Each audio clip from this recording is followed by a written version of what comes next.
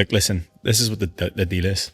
We're trying to create content, and I decided it would be a good idea that I will share lessons that I have learned in my coaching journey over the past 10 years. So here we go. Lesson number 1. Nothing changes if nothing changes. In 2016, when I first started coaching, we were asked to create a bio that went on the wall in the gym, and there needed to be a quote on it. And my quote was, nothing changes if nothing changes. And it has stuck by me ever since then, to the point that Dill actually said it yesterday. I don't know whether that was subliminally or on purpose or whatever. But to me, what that means is I hear people talk a good talk. They talk about change all the time, but they never fucking do anything. They want the new job, they want the new house, they want the new body, they want to get in shape, but they never actually fucking do anything about it. So nothing will change if nothing changes. So number 2, how you do one thing is how you do everything. I've heard this in a number of places, but the place that I think that it originated for me was when Callum at the Pro Coach, formerly CR Physique, coached me in 2016 to 2019. He drilled this into us as in, the small things matter. How you do one thing is how you do everything. How you show up in your check-in sheet, how you show up on your sales calls, how you show up in your gym sessions, how you show up in meetings, how you show up in YouTube content. How you do one thing will translate into how you do everything. So if you do half-assed, and if you do cut corners, and you have a shitty attitude, you will have that throughout all of your things. So how you do one thing is how you do everything. Number 3, do what you have to do until you can do what you want to do. The lesson within the lesson for this is learning to delay gratification. The lesson itself is, if we talk about this in terms of the gym, you will have to do what you have to do to get you to a place that you can do what you want to do. So potentially your goal is you want to be jacked as fuck, but you're a little bit overweight. You're going to have to do the fat loss phase and all the bullshit first to get yourself in a position that you can then move into the surplus to gain the muscle on the other side of it. If you talk about business, you're going to have to do absolutely fucking everything to keep the motherfucker afloat until you can put yourself in a position you can start to delegate stuff, and you get to do fun shit like record a podcast in the middle of a squat rack in your gym on a Wednesday afternoon. So the lesson is, do what you have to do until you can do what you want to do. So lesson number 4, a healthy man has 1,000 problems, a sick man has only one. We can get so caught up in the bullshit of day-to-day life, whether it's work or people around you frustrate you, or social media, or insert whatever thing is fucking you off, that you take upon yourself as a problem, when in actual fact, if we boil it right down to being physically healthy, you shouldn't have any problems to worry about, because whenever you're not physically healthy, or whenever you lose your physical health, that is the only problem that you have and the only problem that you want to solve. Prioritize your health, because when that's taken away from you, that will be your biggest and only problem. I've taken notes, so I'm going to use them. Lesson number 5, a six-pack isn't aspirational. The traits required to get one are. I don't respect the physique. I respect the process and the work that's gone into it. The discipline, the consistency, the ability to delay gratification, to show up when it sucks, to keep the promise for 6 months when most quit after 6 days. That's what I truly admire. Not the abs, not the veins, the mindset behind them. Pain au chocolat is not a performance strategy. An email from myself. So lesson number 6, reframing your language from having to do something to getting to do something. So I have to go to the gym, change your language to I get to go to the gym. There are many people that are not in a position that they can go to the gym that would love to go to the gym. And it's a privilege for you to be able to go to the gym. I remind myself every day when I come in here that I'm privileged to have a gym that I get to train on by myself. So I don't have to go to the gym. I get to go to the gym. Lesson number 7 is about time tracking. The lesson says time tracking equals truth. I couldn't think of a better way to phrase it, but essentially one of the biggest excuses that I hear people say is that they do not have time. And what I have created in check-in sheets that I deliver to clients is a 7-day, 5 a.m. to 10 p.m., 30-minute time block slot with drop-down menu of what you're actually doing in that time. And you would be amazed at how much time you actually have. So track your time, what you're actually doing, how much time you spend on fucking Twitter or watching stupid YouTube videos of a guy recording a podcast in the middle of his gym. and avoiding the things that you should be doing to better your health. Lesson number 8. Comfort hides the truth.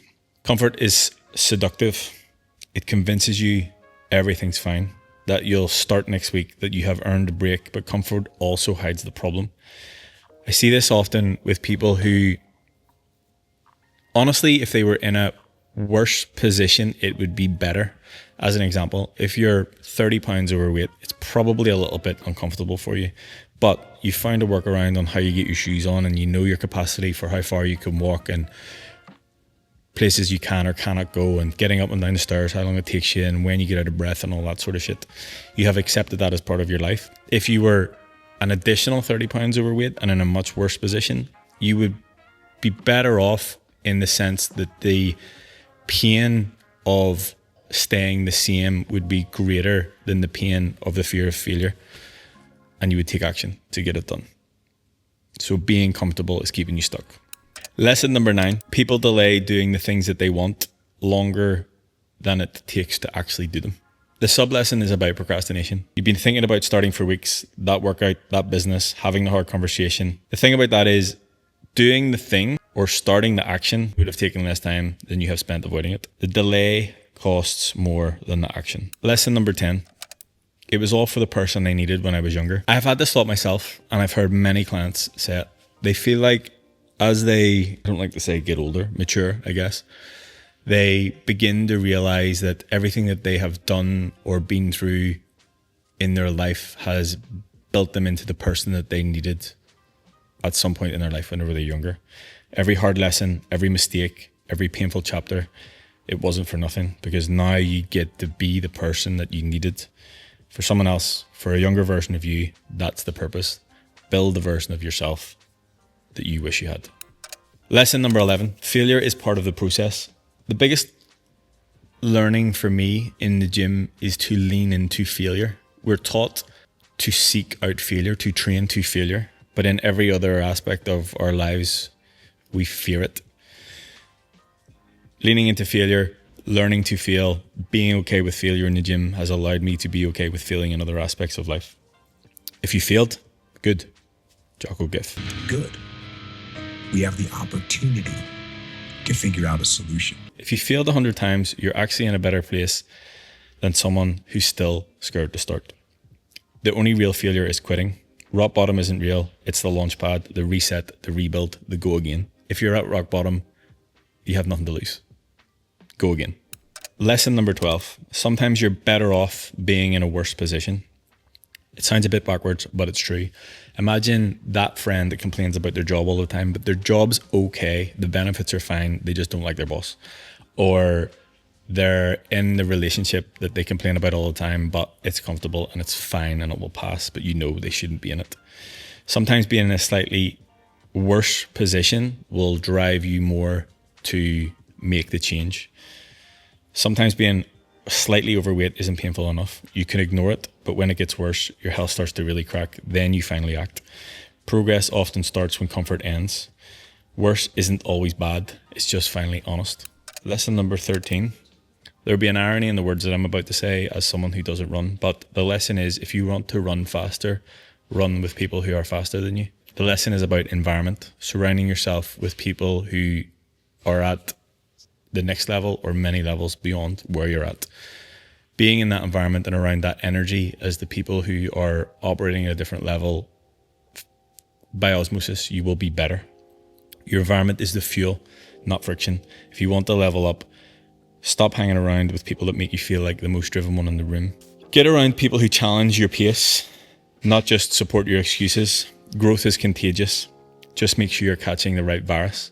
I think this is one of the biggest reasons that the people that I work with succeed, because of the other people that I work with. It starts with C and ends in alt. Well, you know what? You can't have culture without cult. What about that for a lesson? Lesson number 14. People only want to see you win so far. People say they want to see you win until you actually start winning. Then they go quiet, they get weird. They try to bring you back to normal. Let them. You're not doing it for the claps, you're doing it for you. Keep going, even when the cheers fade. In my experience, people only support you so far to the point where you have to start making sacrifices that begin to impact them and they don't like it. And you will get the "you've changed" conversation. And when it comes to that, fucking A, right? I have changed. I have been actively trying to change like fuck for the past 10 years. So thank you and get fucked. Lesson number 15. I'll say this. I am a serial book collector and not a big reader. But one of the books that I actually read and finished categorically changed my life. Would highly recommend. Extreme Ownership by Jocko Willink. I mean, it's in the title, Extreme Ownership. But my lesson from that is it's ultimately your fault. And while that can be a difficult pill to swallow, once you get an understanding of the freedom that allows you moving forward, it's actually a good thing. Every decision that you've ever made, every action that you've ever taken has led you to this point in your life right now watching this video. Whether that's a positive or a negative, that's up to you. If it's a negative, that's fine. Accept it. Understand that the decisions that you make moving forward allow you to create a different future, a different version of you, a different belief system. Build the person that you want to become because you are in control. It is your fault. You need to take ownership. Lesson number 16. No one gives as much of a fuck as you should. This goes for your life, your fitness goals, your business, your job, your education. You should be giving more of a fuck than anybody else does. Don't expect somebody else to come in and rescue you. You need to give more of a fuck than anybody else. No one gives a fuck whether you skip leg day. You're the main character. Act like it. Lesson number 17. This is one of my favorites. This is a Unmute Panda original. I delivered this when Matt had his first event in Ibiza and he asked me to speak, and this is one of my slides. There's always someone with a bigger dick and a faster car. It doesn't matter how well you're doing. It doesn't matter what car you have, how big your house is, how much your watch costs, how ripped you are, how big you are, what your bench press is. There will always be someone who is better than that. So essentially, comparison is a losing game. It's quite easy to get caught up in the world of comparison because of social media and the highlight reel that everybody shows. It's not a game that I've ever really played, but if we look at the goals that we set them for yourself, not because you see somebody else and what they're doing. If I speak from my own experience, not in a comparison to others, but in a what I thought, to my knowledge, what the upper limit of certain things were, and you set yourself that goal, if you get there, whether it's a financial goal or a physical goal or whatever it might be, and then you look behind the next curtain and there's 10 other fucking goals a million miles down the road and you're like, fuck. So there will always be someone with a bigger dick and a faster car. Lesson number 18. Don't be pissed off with the results you're not getting from the work that you're not doing. I will be honest with this one. I have posted this on social media many times, and I would say 95% of those times it's been triggered by something that I have read from a client specifically. And sometimes when my client reads it, they will message me and ask, was it about them? And I will say, no. But it was. If the shoe fits. If you're reading it and be like, that's me, yeah, that is you. So many times, you already know. So many times I have clients come to me and they complain that they're not making progress or they're not happy with how they look or insert whatever the thing is. The good thing about what I do is everything is data driven. I can pull up 50 to 100 sheets of information that either shows they are doing the thing that I have set out for them that will get them to their goal, or they are not. And periods of time when they do the thing and they do move towards their goal, and periods of time when they don't.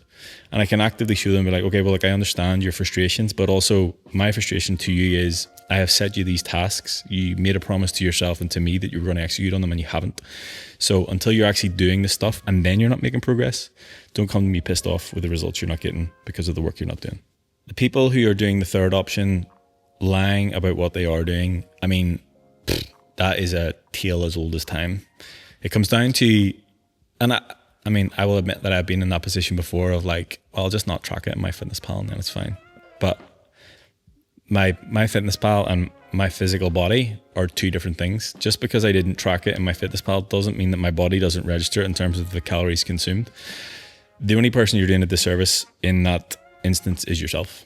Because realistically, whether you track it, don't track it, do it, don't do it, it doesn't impact my life whatsoever, but it could absolutely categorically change yours. Lesson number 20.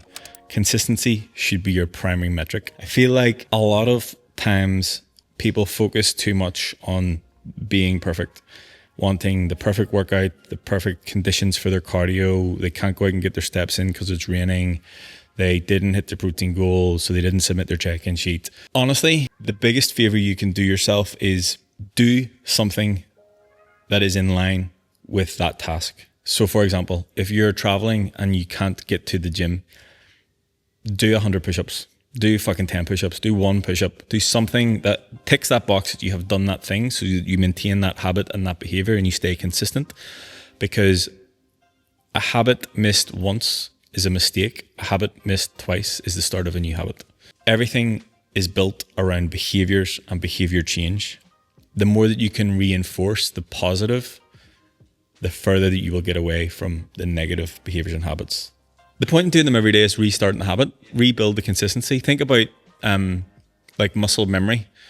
Same thing. You can get back into the habit of doing them.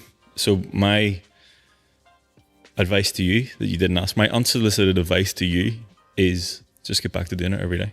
Because I think consistency is a transferable skill. So whenever I start with a client, if they're completely like not even on page 1 in terms of starting, that their life is completely upside down, they've never even heard of gym before, who the fuck's he, don't know what a calorie is, like MyFitnessPal, never heard of her. My focus for them is, what one thing can you do? Can you commit to doing every single day? Stack it onto a habit that you already have. If you brush your teeth, hopefully every morning, like do something straight away after that. Drink 500 milliliters of water. Do that every single day for a month, for 2 months, for 3 months.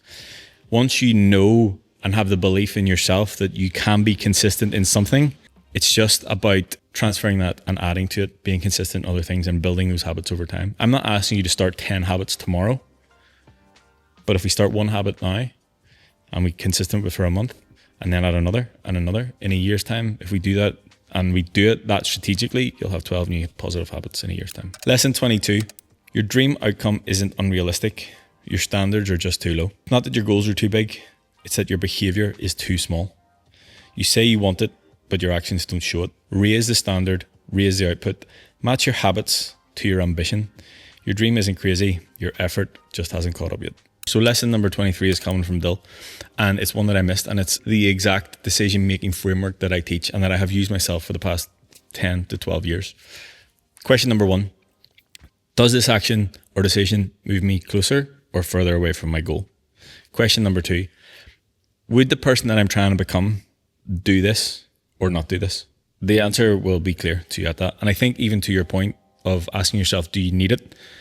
Even the ability to take that split second to ask yourself that question is enough of a barrier to stop you. Whereas the majority of the people will do the things mindlessly.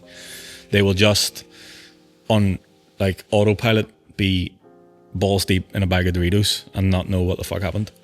Whereas now that you have absorbed that framework from us and just having that thought of, do I need it? Maybe sometimes the answer will be yes. And you know what? That's okay. But the majority of the time you'll answer no. I need to log into this call though. Oh, this seat's very warm. Ben's just left. He's just going to do a call just in the middle of the video. So, I mean, I don't know if that's the video over. The video could potentially be over. When you join us again, Ben will be back. Thanks very much for watching. If you've learned anything or you want to know more, comment section below. Drop it in there. Ask him. He'll give you some answers.